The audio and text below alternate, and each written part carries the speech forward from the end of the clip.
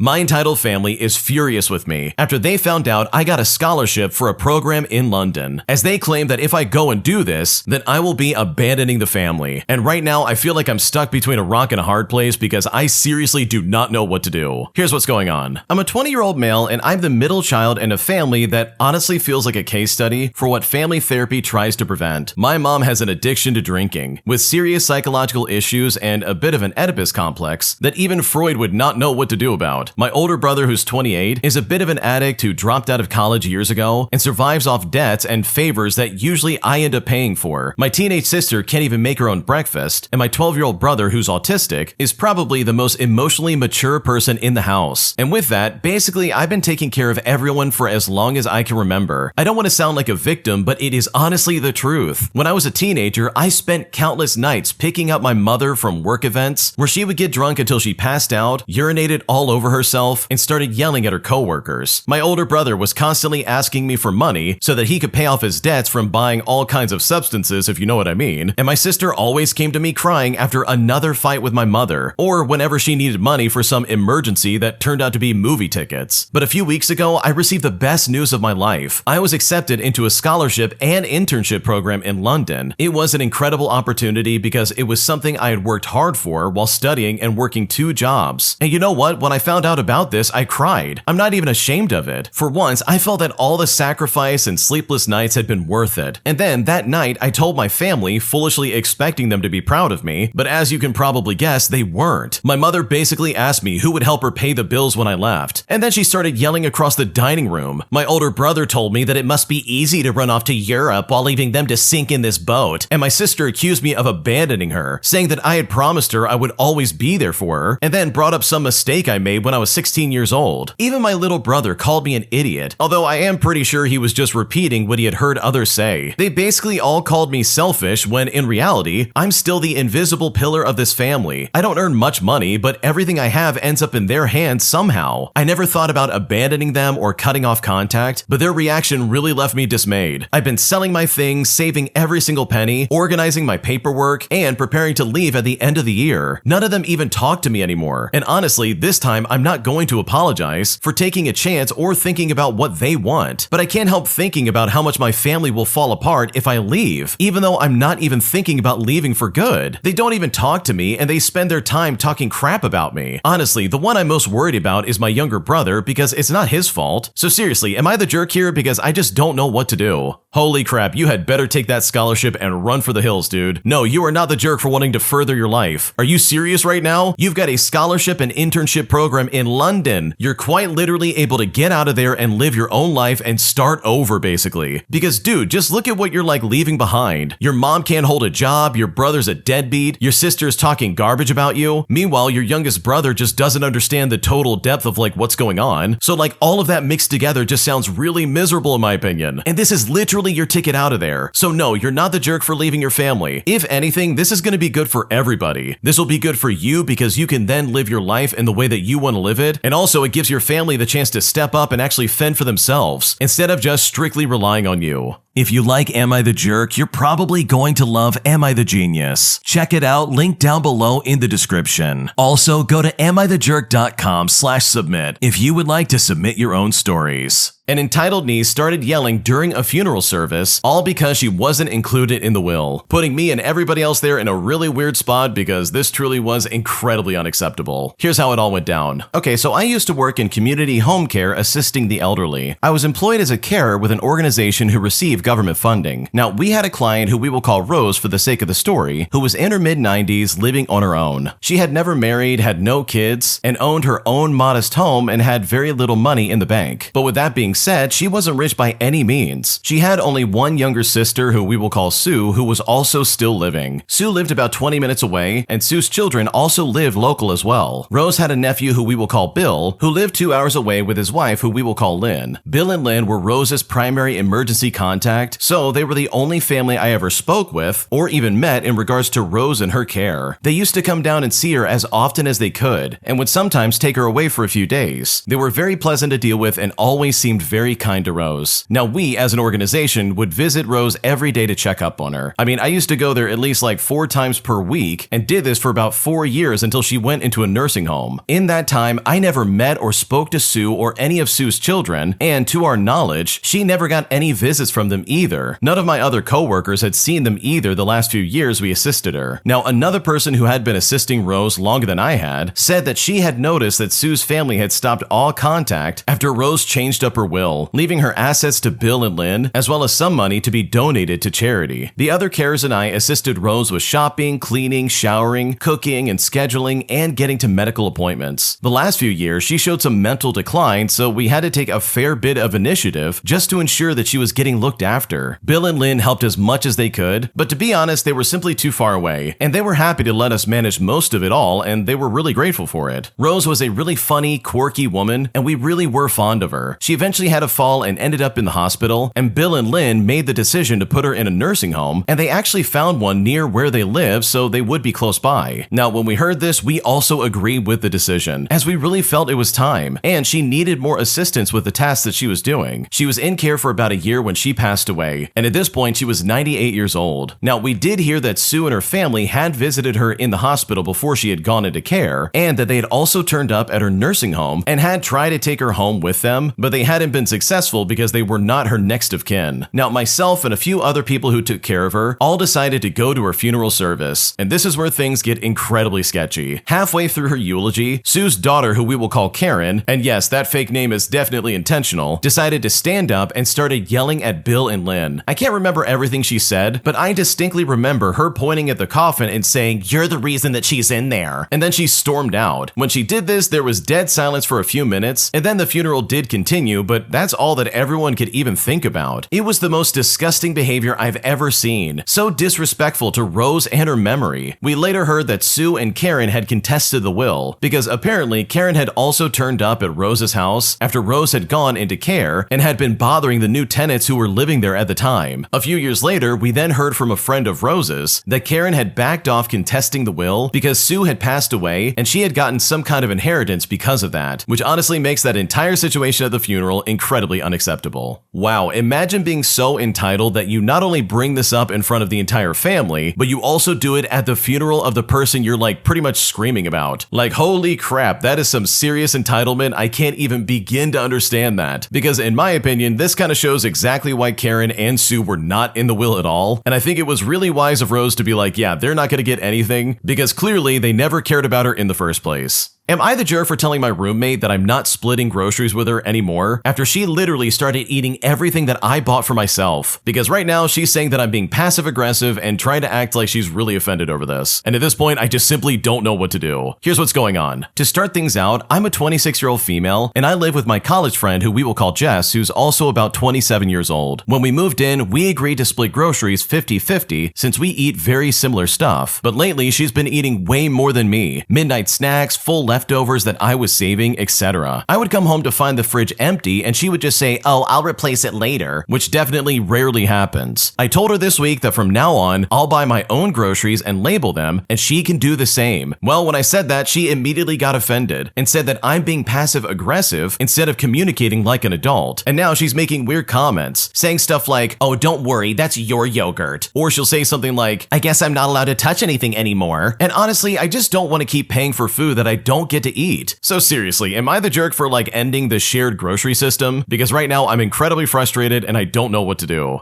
Okay, first off, no, you're not the jerk here because obviously your friend is taking advantage of you. Like, Jess is basically raiding the fridge and trying to be like, "Oh yeah, I'll replace it," but then never does anything about it. Like, people who act like that are super annoying, dude. Like, just replace it if you actually use it. And honestly, the only reason she's getting pissed off is because you're literally putting down a boundary. You're essentially saying, hey, what you're doing is messed up and this is not setting well with her, even though what you're saying is true. Like, she's going through all your stuff all the time, man. I'd be so pissed off if that was me. So no, you're not the jerk because Jess, in my opinion, is being super entitled. My human resources director gives me literally no time in getting my paperwork together so that I can officially go on disability. But thankfully, karma was on my side because after my doctor found out about the way I was getting treated, my doctor fired back in a scathing email, putting my director in her place in a way that she definitely will never forget. Here's what happened. Okay, so I've been struggling with my mental health for many years, and up until a few months ago, I was still able to keep up at work, even though extreme client pressure was definitely on my shoulders. Then I started begging for help because I was struggling a lot. They promised to move me to a different team with less pressure, but kept moving the goalpost, telling me that they couldn't find a replacement due to client requirements. Well, early this morning, they ambushed me with a meeting with our human resources director to basically give me two options. Either I get fired after a disciplinary hearing, or I go on disability. I've been begging for disability for months, so naturally I was really happy to go with option 2, as I have good income insurance through the company. But then the human resources jerk demanded that I get the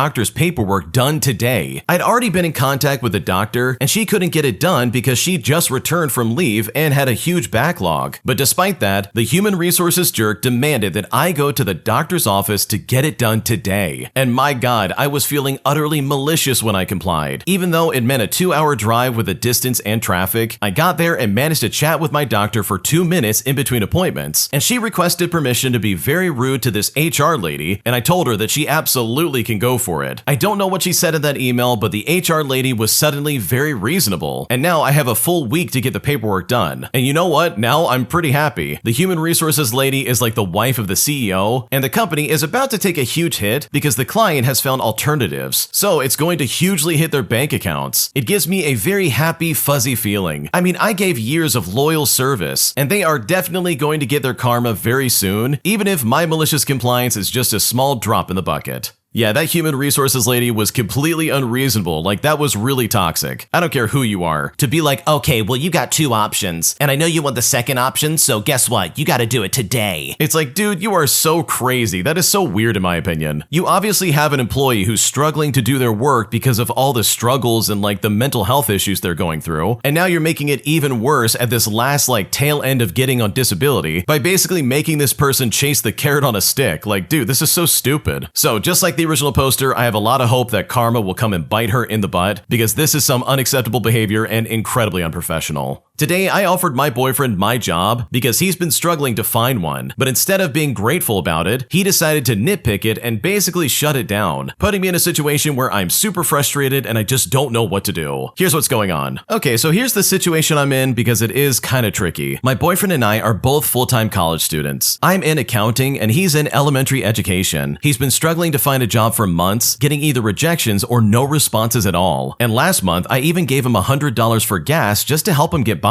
Now, recently, I injured both of my hands, and my job doesn't want me working anymore because of it. My dad and I were going to split the work temporarily, but my supervisor mentioned that they're open to hiring someone new. I thought this could be a great opportunity for my boyfriend, as it would be steady hours, about 25 hours a week, and it would be guaranteed income. So I called him up just to tell him about it. But his reaction to all of this when I told him was complaining about it. He said, "Don't you realize I'd have to wait around in town for 4 hours before my shift starts?" And honestly, that really hurt. I spent years juggling work and classes, waiting around between classes and shifts because I had to, and it's not something I ever did because it was convenient. I just thought he would be grateful or at least more open to the idea and not be dismissive. It feels like a slap in the face after I rewrote his resume, offered him my job, and tried to help him out, and he still managed to find something negative about all of this. Not to mention that I've consistently worked throughout college because I didn't want my dad paying for everything for me. A lot of the reason why I don't think he's gotten a job yet is simply because he's only had one job that he had worked for like 3 to 4 months, whereas this job would basically be a guarantee. So then he got upset at me for being frustrated, saying that I was being rude for getting angry, and he said he was just trying to say how he felt. So now I just don't know if I'm overreacting here, or if I'm even justified in feeling the way that I do, because right now I really feel like I'm at a loss and I don't know what to do.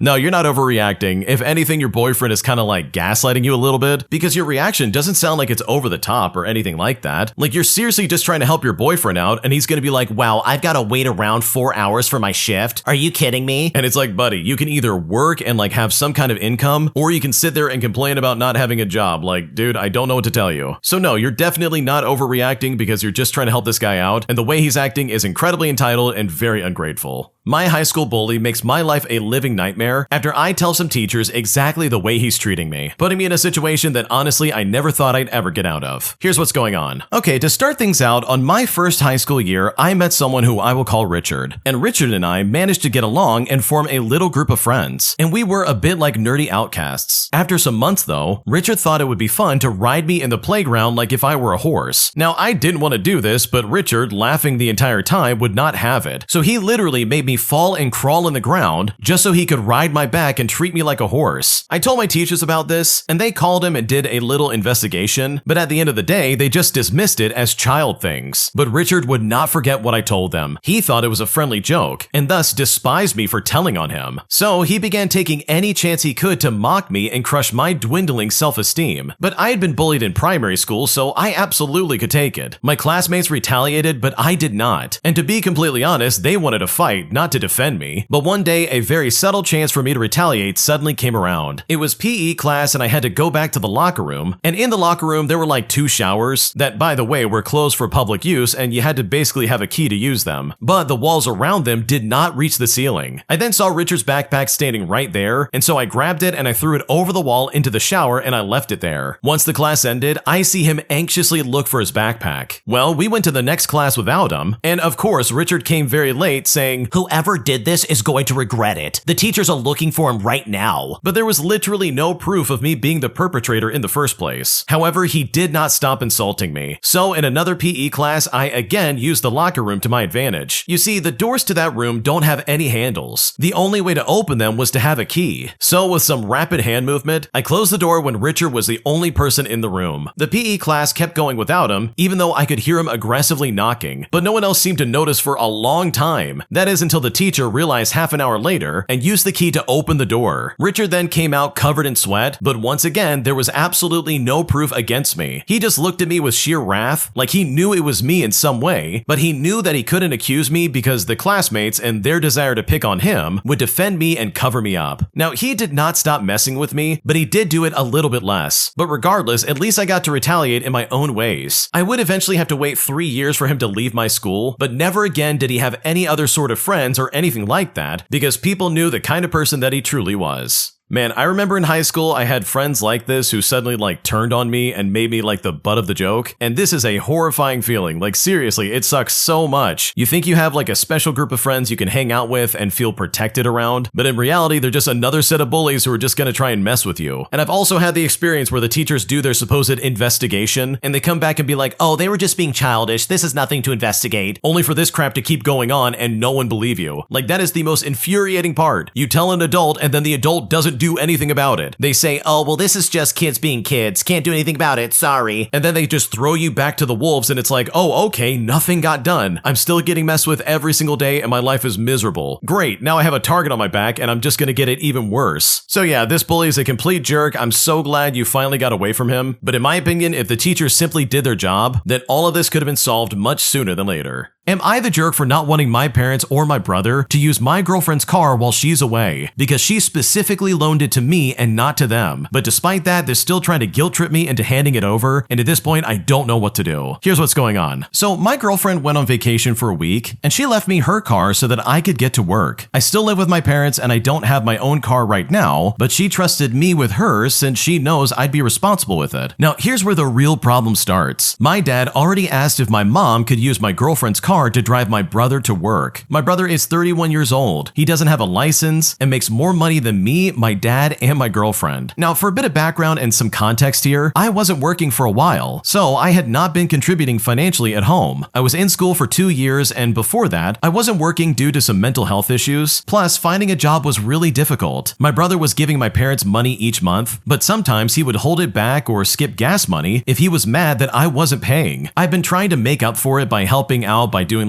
drives and errands and basically saying yes whenever they need something just to show that I'm pulling my weight. Now, I know I shouldn't be relying on them at my age. Trust me, the embarrassment alone is tolling on me every single day, and I'm actively trying to work on it. But the problem is they guilt trip me into doing things. If I say no or even hesitate, it turns into comments about how I wasn't contributing before or how my brother has been helping more financially. And if I bring it up, they get upset and act like I'm being ungrateful or difficult. It feels like no matter what I do, I owe them more and more. Last night, I needed a ride to pick up my girlfriend's car before taking her to the airport. But my parents, of course, said it was too far, so they just drove me to the train station instead. I took the train, I thanked them for driving me, my girlfriend picked me up, and I got her car. I then took her to the airport early this morning, and then I came back home. I really wanted to just relax for a bit after that, but as soon as I got home, my parents asked me to go pick up my brother. But here's the thing, I used their car and not hers, but it just annoyed me because I'd been running around non-stop.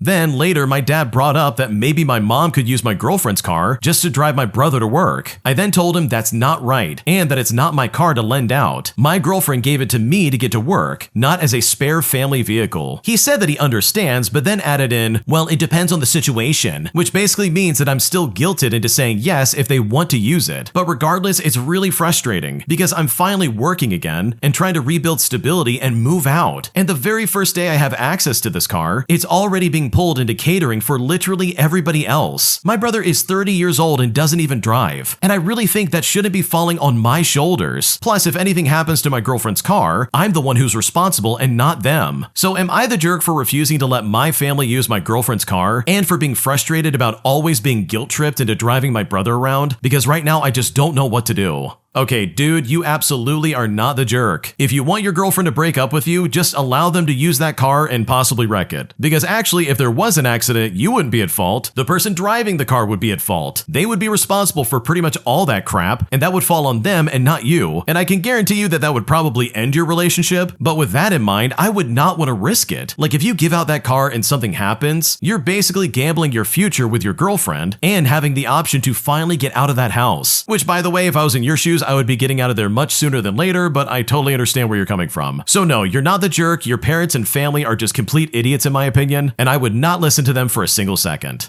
An entitled Karen comes to our dairy farm demanding to buy one of our calves, claiming that it's too expensive to buy the milk that we were selling and that she would just rather raise a cow herself just so she could get free milk. And when she explained this to me, I was blown away by her stupidity and her level of entitlement. Here's what happened. So for a little bit of background, my grandma works on a medium-sized dairy farm as a kind of manager of sorts, and I help her out from time to time. We have a thing called milk filling station, and it's basically a vending machine where you can buy fresh milk from us, and it's €1 per liter. We're located on a hill a little outside a small village and surrounded by meadows and the forest, so we do get some hikers or families on a nice walk from time to time, especially on the weekends, and they usually look at our cows and buy some milk. One shift here usually includes 4 people. Everyone has different jobs to do, so most of the time you're just alone doing your task, and my job is essential for the milking process, as it includes bringing the cows to the milking station and then back to their herds. So as I've mentioned, I'm alone most of the time, just doing my thing and getting it done, running around inside the farm. It is a restricted area. We have signs up since it can be quite dangerous, but the gates are open to make work a little bit easier and for ventilation, so theoretically everyone could walk in. Still, I was kind of surprised when I, in the midst of literally shoveling cow waste, were met with a rather annoying sound behind me. It was a sound of somebody clearing their throat to try and get my attention. I turned around, shovel still in hand, and I saw a woman maybe in her 30s standing there right before me, she being way too overdressed to be seen anywhere near a farm. She also didn't look like she was on a casual walk with her family, or at least I wouldn't do one in high heels like she was wearing. She was looking at me rather angrily, and I immediately knew that this was probably the day I'd been waiting for, although I never expected it to be here of all places, that I would meet an entitled Karen. Before I could even so much as open my mouth, she already started speaking in a very condescending tone towards me. She said, "Finally, I've been looking for someone to help me for ages. Why are none of you doing your job and being there when you're needed?" Now, I was instantly annoyed with this woman, because how dare she come in here and talk to me like that? And also, what job was she referring to? Because I, for one, was doing mine right at this moment, and it was strictly timed. I had to get stuff done with zero time to listen to this weird entitled Karen. But even still, I tried to give her the benefit of the doubt and be nice. nice. So I said to her, "Oh, sorry. If you're referring to the office in the front, there usually is no one there since we're all in here doing our job. What seems to be the problem? Maybe I can help." I thought maybe she had a flat tire or something like that and she just needed help, because I legitimately had no idea what someone dressed like her could possibly want on a dairy farm. But boy was I wrong when she began to act in a way that honestly blew my mind and seriously left me stunned at her entitlement. She looked at me and said,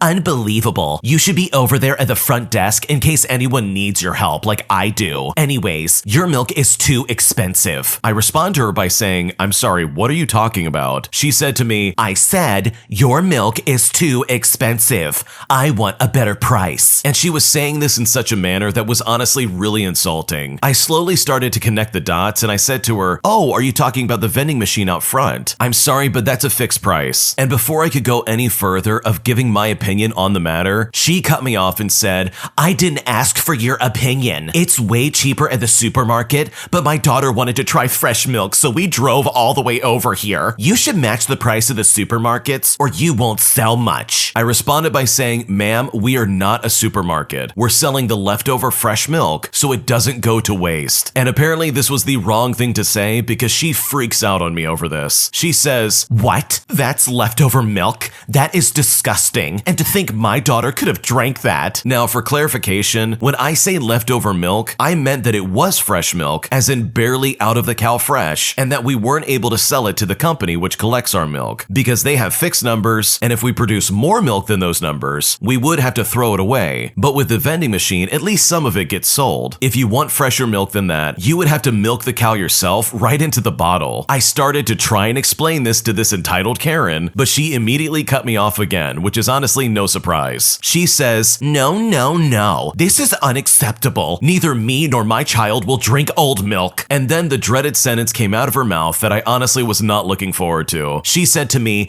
"I want to speak to your manager." Now, at this point, I had already had enough of this garbage. And as I've already said, I have a very strictly timed job that I need to get back to, because we were in the middle of milking our cows, and this lady was literally holding up the process by holding me back. So I was more than happy to agree and get her my manager, which was my grandma, just to get her out of my hair. I just motioned for her to follow me and speed walked in the direction of the front office, while the lady was trying to keep up in her high heels without breaking her ankles. Now, our office is in kind of another building, and the door closest to us was locked, so we had to walk around the building, across the parking lot for the workers, and through another entrance that happened to be right beside the boxes that we keep the newborn calves in. This was also the place where I met the daughter of this entitled Karen. The girl was maybe 10 years old and happily watching the calves and petting them when we came into view. As soon as she saw her mom, she ran up to her and started excitedly jumping up and down. She said to her mom, Mom,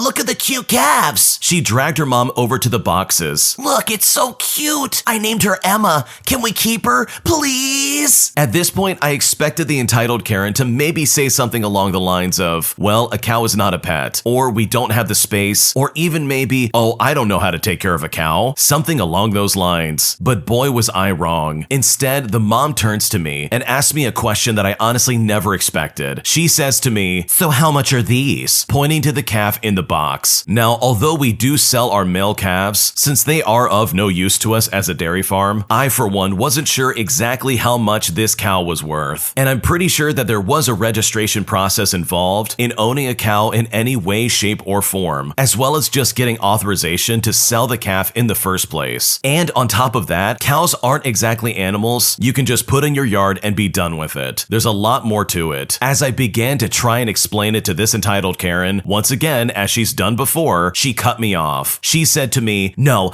I asked how much it is. Tell me." So I responded by saying, "Ma'am, that's a cow, not a pet." But this entitled Karen was not getting it, especially when she said, "I know, but your milk is way too expensive anyways. Just sell me one of those if my daughter wants it, and we will have our own milk, and it will be really fresh milk." At this point, I strongly considered just walking away, because there was no way this woman could be serious. She seriously wanted to buy an animal that would grow incredibly big and incredibly strong, and it would be strong enough to unalive you if you handled them wrong. Not only that, but also a cow of a breed that needs to be milked twice a day, because it produces as much milk as possible, which is around 30 to 50 liters at our farm. This entitled Karen seriously seriously wants all that because €1 per liter for fresh milk apparently is too much, and her spoiled daughter thought our calves were cute? I mean, they are, but that's besides the point. Plus, you need to properly take care of them, feed them right, and just getting a calf won't give you instant milk. She has to grow up, get pregnant, give birth, and so much more. All around, this entitled Karen would have to wait another 24 to 28 months until her calf starts giving milk, and then repeat the process every year. So she would have new calves to take care of every year just to keep her one cow running, so to speak. Instead of telling her directly how stupid she was and how time-consuming and money-consuming this idea is, I decided to try and take a diplomatic approach. I said to her, "Ma'am, I understand, but it's not that easy. I'm afraid I'm not able to do this at this time." And she said to me, "Then get me someone who can. I want to speak to your manager anyways. Why do you have to be such an incompetent worker? How old are you? What, 15? Children shouldn't talk back to adults." And that's where I've had it. And so I just blurted out the best thing I could think of at the time. I look at her and I say, "Ma'am, I am an adult, and you should stop talking to me like that. I am not obligated to help you in any kind of way, and in fact, we could sue you for trespassing on private property." This then set off this entitled Karen in a serious way. She screams at me and says, "How dare you threaten me? Young lady, that is no way to talk to a person older than you. Learn some respect. I demand to speak to your manager.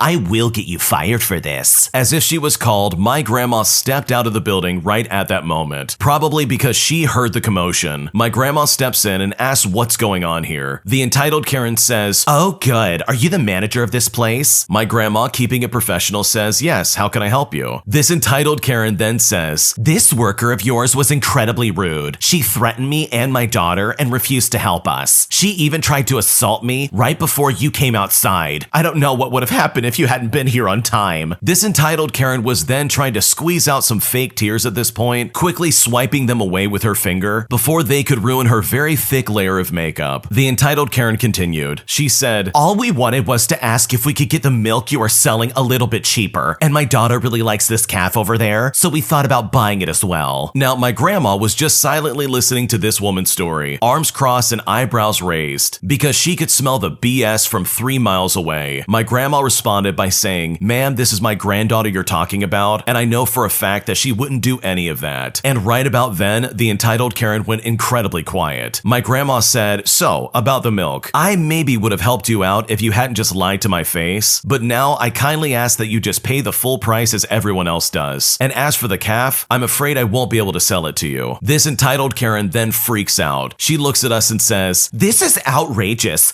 I'm a paying customer. I would pay for this calf. Why are you refusing me? My daughter wants a cow, and she likes this one right here." The spoiled child then chimes in and says, "Yeah, her name is Emma." My grandma then said, "Ma'am, that won't give you a cow. It will give you a bull. It's a male calf." But the entitled Karen was not believing her. She looked at my grandma and said, "You're lying. You just don't want to sell it because it's pretty." So my grandma just silently pointed to the big symbol on the side of the box that clearly indicated that this was a boy cow. At this point, the entitled Karen started huffing about, saying under her breath how stupid and uneducated people like us were from the countryside, and how she would never come back here ever again, which I would also really appreciate. The entitled Karen's kid was whining loudly about her Emma, while her mom was dragging her back to the very expensive looking car. And as my grandma and I watched them drive away, we both had a good laugh about how entitled this crazy lady was, as well as her ridiculous attitude and demeanor. That entitled Karen is literally the definition of someone who's trying to explain something to someone that the other person is an expert in. She literally had no idea what she was talking about. What was she thinking? Did she really think that they would sell her this calf and say, "Okay, off you go," and she was just gonna stuff it in the back of her car and be like, "All right, we have a cow now"? Because I'm pretty sure that's not how that's gonna work in the slightest. She's gonna get home and not know what to do with this cow for a second, and it's only gonna get worse when that cow grows up and she realizes it's a male cow. It will never give her milk. I mean, her argument was just so stupid as well. She was giving this poor worker a big fuss over nothing, but it was really cool to see this grandma put her in her place, and she did it in such a way that was really professional while also being absolutely brutal. So hopefully, for the sake of the original poster and their grandma, this entitled Karen never comes back to their farm ever again. If you like Am I the Jerk, you're probably going to love Am I the Genius. Check it out, linked down below in the description. An entitled boss cost the company $2.5 million